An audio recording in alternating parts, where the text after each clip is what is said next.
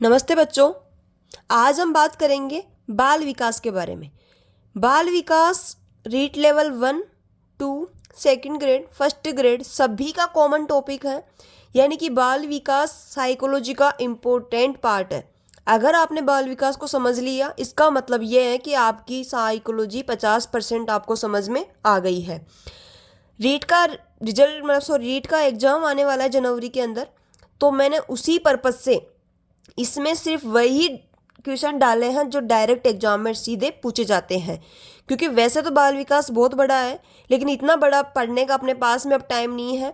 Direct आपको हर एक line से क्वेश्चन उठ के आता है। आज दिन तक जितने भी, क्योंकि मैंने भी रीट लेवल 1 भी दिया है, 2 भी दिया है, सेकंड ग्रेड भी दिया है, लेक्चरर का भी दिया है, तो मुझे पता है कहाँ से क्वेश्चन बनते हैं डायरेक्ट। तो उसी अकॉर्डिंग मैंने नोट्स बनाए हैं और आपके डायरेक्ट एक ही वीडियो के अंदर आपका पूरा जो एक टॉपिक है बाल विकास, ये कंप्लीट हो रहा है और हर एक लाइन में से आपसे क्वेश्चन बनने वाला है। चलो बिना टाइम वेस्ट करे अपन स्टार्ट करते हैं। बाल विकास, सबसे पहले अपने को ये पता चलना चाहिए कि बाल विकास का अर्थ क्या होता है। यानी कि बच्चे के जन्म से लेकर किशोरावस्था तक उसके शरीर, दिमाग, विचार, भावना, भाषा और सामाजिक व्यवहार में होने वाला क्रमिक परिवर्तन ही क्या कहलाता है? बाल विकास। बाल विकास का मतलब है कि बच्चे के जन्म से लेकर किशोरावस्था तक। वैसे अगर बात करें विकास की, तो विकास एक सतत प्रक्रिया है, जन्म से मृत्यु तक चलती है। पर बात करें बाल विकास की, तो बच्चे के जन्म से लेकर किशोरावस्था तक उसके शरीर, दिमाग, विचार, भावना, भाषा और सामाजिक व्यवहार में होने वाला क्रमिक परिवर्तन ही क्या कहलाता है? बाल विकास। परिवर्तन कैसे होते हैं? धीरे धीरे। ये नहीं कि आज तो इतना सा हाथ और कल इतना बड़ा हो जाएगा, वो धीरे धीरे धीरे धीरे बढ़ेगा। दूसरी बात करें निरंतर। निरंतर यानी कि ये निरंतर चलने वाली एक प्रक्रिया है और निश्चित क्रम का पालन करता है। उदाहरण, उदाहरण से हर एक लाइन को मैं उदाहरण से समझाऊंगी कि मैं कहना क्या चाह रही हूँ। उदाहरण है, बच्चा पहले गर्दन संभालता है। सबसे पहले बच्चा अपनी गर्दन को संभालता है, फिर धीरे धीरे बैठना सीखता है, फिर धीरे धीरे चलना सीखता है और फिर दौड़ता है। ऐसा नहीं कि बच्चा होते ही दौड़ने लग जाए। पहले क्रमिक परिवर्तन है। सबसे पहले बैठना, अपनी गर्दन को संभालता है, फिर बैठता है, फिर चलने सीखना है और फिर दौड़ता है। अब बात करते हैं कि विकास के आयाम। बाल विकास का अर्थ अपने समझ में आ गया, एग्जाम्पल भी आ गया। अब बात करते हैं विकास के आयाम। सबसे पहले बात करेंगे शारीरिक विकास की। अब इसमें क्या क्या आता है? शरीर की बढ़ोतरी। डायरेक्ट क्वेश्चन आते हैं इसमें, शारीरिक विकास में सम्मिलित कौन से विकास के आयाम नहीं है, या फिर शारीरिक विकास में सम्मिलित कौन से नहीं है। तो ये 4 दे दिए, एक कुछ अलग दे दिया हो, ऐसे डायरेक्ट क्वेश्चन बनता है। शरीर की बढ़ोतरी यानी कि शरीर का जो लंबाई चौड़ाई जो वजन हो रहा है वही शारीरिक विकास में आएंगी। मांसपेशियों का विकास, इंद्रियों का विकास, ये सभी किस में आते हैं? शारीरिक विकास में। बच्चे 2 से 3 साल की उम्र में तेजी से बढ़ते हैं। बात करते हैं संज्ञानात्मक विकास की। सोच, तर्क, जो याददाश्त, ये सब। जैसे कोई चीज़ बच्चे को याद आती है, जैसे जल जाता है कभी, और जलने के बाद में जैसे वो दोबारा आग देखता है तो उसको तुरंत समझ में आ जाता है कि मैं पहले भी जल गया था, फिर मैं जल सकता हूँ। तो ये क्या है? याददाश्त, यानी कि उसकी तेज याददाश्त। तो ये संज्ञानात्मक विकास के अंतर्गत ही आता है। समस्या हल करने की क्षमता। आग को देखते बच्चा भाग जाएगा, क्योंकि उसको पता है कि मैं फिर से जल जाऊंगा। यानी कि उसके सामने समस्या आ गई आग, अब उससे क्या करेगा? वो वहाँ से दूसरे रास्ते से निकलेगा कि मेरे को इधर गर्मी लगेगी या आग से जल जाऊंगा, तो वो अपना रास्ता चेंज कर लेता है। तो समस्या हल करने की क्षमता, ये भी इसमें आती है संज्ञानात्मक विकास में। तीसरे नंबर पे आता है भाषा विकास। भाषा विकास में कैसे आएगा? सबसे पहले बच्चा ध्वनि निकालेगा, फिर धीरे धीरे शब्द, फिर वाक्य बनाएगा, फिर पढ़ना और लिखना सीखेगा। यानी सबसे पहले ध्वनि निकालता है, फिर शब्द बोलना सीखता है, फिर वाक्य बनाना सीखता है और फिर पढ़ना लिखना जानता है। इसके बाद करते हैं भावनात्मक विकास के बारे में। भावनात्मक, अगर कोई बच्चा हंस रहा है खुशी से, तो वो उसकी भावनाएं झलक रही है कि वो अंदर से बहुत खुश है। अगर वो डर रहा है तो ये भी एक भावना है कि वो डर रहा है। अगर उसको कोई चीज़ नहीं मिली, उसको गुस्सा आ रहा है, तो ये भी भावनात्मक विकास में है। विश्वास, आत्मनियंत्रण, ये सभी किस में आते हैं? भावनात्मक विकास में। यानी कि भावनाओं को व्यक्त करने की क्षमता है। खुशी है तो खुशी दिखाएगा, दुख है तो दुख दिखाएगा, डर रहा है तो डर दिखाएगा, गुस्से में है तो गुस्सा दिखाएगा। यानी कि भावनात्मक विकास है। सामाजिक विकास, बच्चा अपने माता पिता के साथ में, अपने शिक्षकों के साथ में, अपने साथियों के साथ में समूह में रहना सीख जाता है। धीरे धीरे आसपास पड़ोसियों से बात करना सीख जाता है। यानी कि उसमें सामाजिक विकास के गुण आने लग गए हैं। बात करते हैं नैतिक विकास। सही गलत का ज्ञान, बच्चे को कैसे सही गलत का ज्ञान हो रहा है कि किसी से किस तरीके से, बड़ों से किस तरीके से बात करनी है, अपने छोटों से कैसे बात करना है, साथ वालों से कैसे बात करना है, तो ये सब चीज़ें नैतिक विकास है। और आप डायरेक्ट क्वेश्चन बनता है नैतिक विकास के प्रतिपादक कौन है? कोहलबर्ग। कोहलबर्ग का सिद्धांत नैतिक विकास पर ही डिपेंड है, आधारित है। अब बात करते हैं विकास के सिद्धांत। ये रीट में बहुत बार पूछे जाते हैं विकास के सिद्धांत, 4 दे देंगे, एक कुछ हटके दे देंगे, तो आपको ये तो बिल्कुल याद रखने हैं। विकास क्रमबद्ध होता है। विकास क्रमबद्ध का मतलब होता है सबसे पहले सिर का, फिर धड़ का और फिर पैर का। ये विकास क्रमबद्ध, यानी कि ऊपर से स्टार्ट होता है, नीचे आता है। विकास निरंतर होता है, यानी कि विकास कभी रुकता नहीं है, बस गति बदलती रहती है, कभी तेज तो कभी स्लो, यानी कि कभी तेज गति से चलते विकास होता है और कभी धीमी गति से होता है। विकास सामान्य से विशिष्ट की ओर होता है। देखते हैं कैसे। बालक अगर कोई भी चीज़ लेता है, सबसे पहले हाथ से ऐसे ऐसे करने की कोशिश करता है, यानी कि पकड़ने की कोशिश करता है, और फिर धीरे धीरे उंगलियों से उंगलियां चलने लग जाती है और उंगली से पकड़ना शुरू कर देने की। पहले तो हाथ का विकास, पहले तो सामान्य और फिर विशेष, तो सामान्य से विशिष्ट की ओर। विकास व्यक्तिगत होता है। हर बच्चा अलग गति सीखता है। कोई जल्दी, कई बार आपने देखा हो कोई बच्चा बहुत जल्दी बैठने लग जाता है, कोई बच्चा लेट बैठता है, कोई बोलता ही नहीं है, कोई बहुत देर बाद में बोलता है, कोई जल्दी बोलने लग जाता है। तो विकास व्यक्तिगत होता है। ये क्वेश्चन बार बार एग्जाम में पूछा जाता है, इसमें बहुत लोग कन्फ्यूजन रहते हैं, तो आपको ध्यान रखना है कि विकास सामूहिक न होकर के व्यक्तिगत होता है, यानी कि सभी का एक समान विकास नहीं होता है। विकास आयु से संबंधित होता है, यानी कि हर उम्र में विशेष विकास होता है। शैशवावस्था में अलग रहेगा, बाल्यावस्था में अलग रहेगा, किशोरावस्था में अलग रहेगा। तो विकास किससे संबंधित है? आयु से संबंधित है।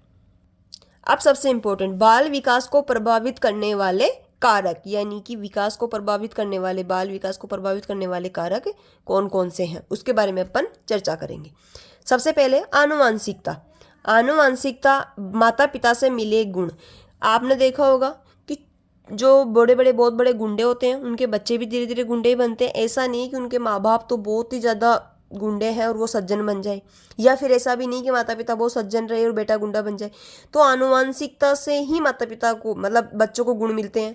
कई बार आपने देखा होगा किसी की आंखें देख के कहते हैं तेरी मम्मी जैसी आंखें हैं, तेरे पापा जैसी आंखें हैं। रंग को देख के कहते हैं इसकी मम्मी को गया है, इसको पापा को गया है। तो ये सभी आनुवांशिकता से। बीमारियों को भी यही होता है, आनुवांशिक बीमारियाँ होती है बहुत सारी। पर्यावरण ऐसे कहते हैं वातावरण।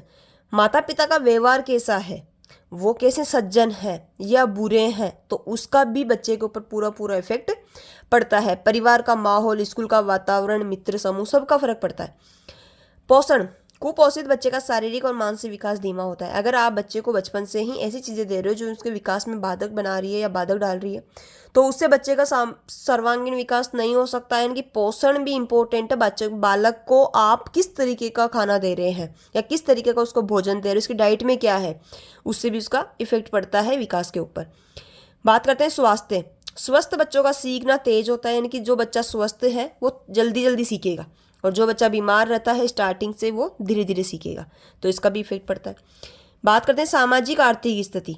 गरीबी, संसाधनों की कमी विकास को प्रभावित करती है। वेरी वेरी इंपॉर्टेंट, ये भी क्वेश्चन एग्जाम में पूछा जाता है। डायरेक्ट क्वेश्चन कई बार आए हुए हैं, ऑलमोस्ट इसको गलत करे हैं। सामाजिक आर्थिक स्थिति में है कि गरीबी, संसाधनों की कमी विकास को प्रभावित करती है। सांस्कृतिक प्रभाव, भाषा, परंपरा, व्यवहार आदि विकास को प्रभावित करती है। अब बात करते हैं बच्चों के विकास के चरण। मैंने कहा था ना, हर एक लाइन से क्वेश्चन बनेगा। आलतू फालतू में कुछ भी नहीं लिखूंगी।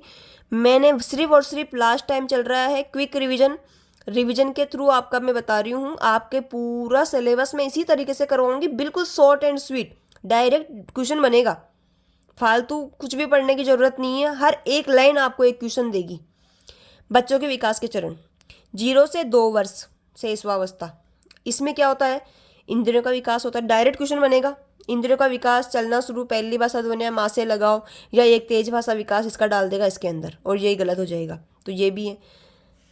2 से 6 वर्ष के बालकों में क्या विकास होता है, तेज भाषा विकास होता है। कल्पना शक्ति सबसे ऊंच होती है। क्वेश्चन आता है कल्पना शक्ति उच्च कौन सी अवस्था की विशेषता है, तो प्रारंभिक बाल्यावस्था की है। खेल के माध्यम से जब मैंने रीड दिया था 2016 के अंदर, तब ये क्वेश्चन आया था कि खेल के माध्यम से सीखना बालक की मतलब कौन सी अवस्था में आता है, तो प्रारंभिक बाल्या अवस्था के अंदर। डायरेक्ट क्वेश्चन बन रहे हैं, हर एक लाइन क्वेश्चन दे रही है ये। बात करते हैं बाल्यावस्था की। 6 से 12 वर्ष सामाजिकता, सामाजिक विकास होना स्टार्ट हो जाता है, बच्चे समाज को, परिवार को समझना स्टार्ट कर देता है। तर्कशीलता, बच्चे में सोचने समझने की शक्ति का विकास हो जाता है। क्वेश्चन कई बार आया हुआ है, तर्कशीलता का विकास बालक की कौन सी अवस्था में है, तो बाल्यावस्था में। स्कूल जीवन मुख्य हो जाता है, स्कूल में जो चर्चा चल रही है स्कूल के बारे में, सब पूरे दिन बच्चा स्कूल की बातें करते रहता है। 12 से 18 वर्ष, भावनात्मक उतार चढ़ाव, कभी दुख, कभी गम, कभी सुख, कभी क्या पता नहीं, घर वालों को पता नहीं चलता है कि बच्चे के दिमाग में क्या चल रहा है। कभी बहुत ज़्यादा गुस्से में हो जाता है, कभी बहुत ज़्यादा नरम स्वभाव हो जाता है, तो अलग अलग तरीके से। तो ये सबसे ज़्यादा इसे कहते हैं तूफान की अवस्था। 12 से 18 वर्ष इसे किशोरावस्था के अंदर है ये।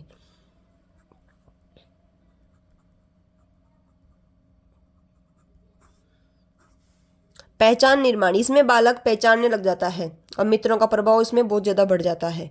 बुद्धि और अनेक बुद्धियाँ, हर बच्चा अलग तरीके से समझता है, कोई भाषा से, कोई तर्क चिंतन करके, कोई दृश्य स्थानिक से, कोई शारीरिक क्रियाओं से, कोई प्राकृतिक क्रियाओं से, इन सभी से। ये क्वेश्चन डायरेक्ट इंपॉर्टेंट है कि अनेक बुद्धिमत्ताएं किसने दी है, तो ये गार्डनर ने दी है, वेरी वेरी इंपॉर्टेंट। प्रेरणा, प्रेरणा दो प्रकार की होती है, तो आंतरिक प्रेरणा और एक बाहरी अभिप्रेरणा। आंतरिक जो अभिप्रेरणा होती है वो होती है कि खुद से सीखने की इच्छा, यानी कि बच्चे के दिमाग में सोते सोते भी समझ में आता है कि मेरे को खुद को कैसे सीखना है, या रुचि क्या है, रुचि के अकॉर्डिंग सीखते हैं, तो ये होती है आंतरिक अभिप्रेरणा। बोलते हैं मेरा इसमें बहुत इंटरेस्ट है, मैं इस चीज़ में करने में बहुत परफेक्ट हूँ, तो वो खुद से अभिप्रेरणा आ रही है। बाहरी अभिप्रेरणा, बच्चों को इनाम देके, पुरस्कार देके, उनकी प्रशंसा करके, उनके अंक दे करके, उनको अच्छे नंबर दे करके, ये होती है बाहरी अभिप्रेरणा। बात करते हैं सीखने में बाधा, ये तीनों इंपॉर्टेंट है, कई बार क्वेश्चन पूछा जाता है। Dyslexia, dysgraphia, dyscalculia. पहले तो मैं इसका बता देती हूँ कि कैलकुलिया, इसका मतलब होता है कैलकुलेटर से संबंधित है, यानी कि गणित से संबंधित है। और डिसलेक्सिया डिस्ग्राफिया में ये है डिसलेक्सिया, ला से लिखना, यानी कि डिसलेक्सिया लिखने में समस्या नहीं है, डिसलेक्सिया लिखने में समस्या नहीं है, तो पढ़ने में लिखना पढ़ना दोनों साथ बोलते हैं, लिखना पढ़ना, पढ़ना लिखना। डिसलेक्सिया लिखने से संबंधित नहीं है, मतलब पढ़ने से संबंधित है, और बची डिस्ग्राफिया तो ये लिखने से संबंधित है। अब विकास और अधिगम का संबंध, विकास पहले होता है, अधिगम बाद में होता है, यानी कि विकास पहले होता है, अधिगम बाद में होता है, यानी कि अनुभव दोनों एक दूसरे को प्रभावित करता है। एग्जाम्पल भी है, 3 साल का बच्चा लिख नहीं सकता क्योंकि उसकी उंगलियां परिपक्व नहीं हुई, यानी कि विकास के बिना अधिगम संभव नहीं है। यह है पहला पार्ट, बाल विकास। इसी के थ्रू अगर आपको और आगे इसी तरीके से चाहिए तो आप कमेंट में लिखना, मैं नेक्स्ट वीडियो भी ऐसे ही बनाऊंगी।